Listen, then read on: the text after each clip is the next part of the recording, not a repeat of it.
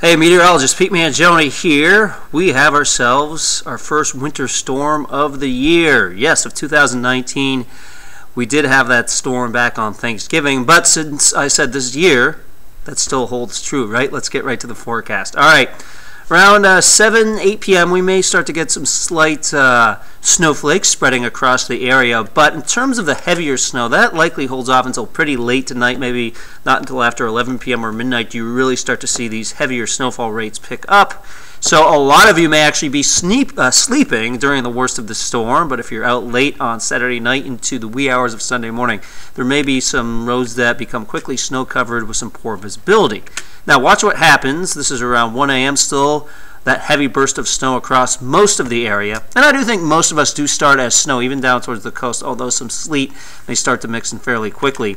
And then you can see we change over to rain, freezing rain, and even some sleet for pretty much all of our area. Now, as we look at, Woonsocket, Cumberland, there may be some stubborn pockets of sleet that hang on for a good part of the morning, even into the early afternoon. But I think for most of us, late Sunday morning into the afternoon, it's plain rain, maybe mixed with a few bursts of sleet, freezing rain at times. So there will be a lot of liquid falling with the storm.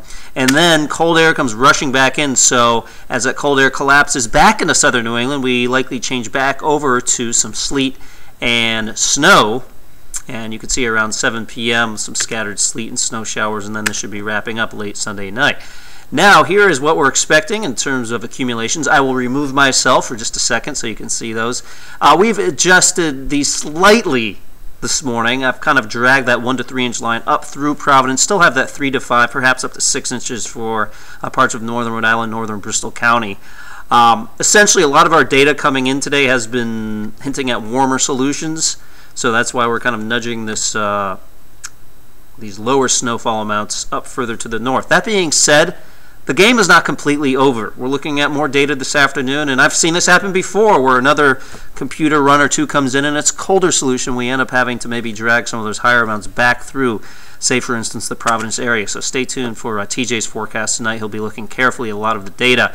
These are what we're looking at in terms of wind gusts. Now, a warmer solution does favor some stronger winds, especially down towards the south coast where gusts of 40 to 50 are possible, especially for places like Block Island. Gusts of 30 to 40 for most of the area. And then for northwest Rhode Island, we're probably thinking gusts of around 25 to 30. Normally, I wouldn't pay too much attention to gusts of 25 to 30.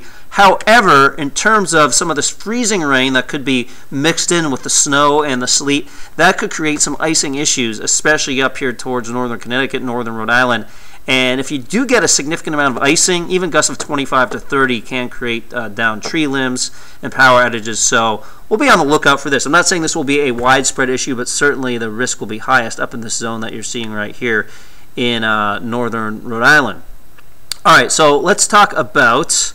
Oh, I also want to point out, of course, freezing rain and icing can also lead to some icy roads, so be mindful of that. These are the totals that one of our computer models is predicting for liquid equivalent, melted liquid equivalent, which means we're combining rainfall with snow melt and everything else. And you can see a fair amount of water falling tomorrow. New Bedford, Newport, you could be around 2 inches, maybe even more. So there could be some localized street flooding. What I'm saying is no matter what's happening during the day tomorrow, it's going to be a real mess.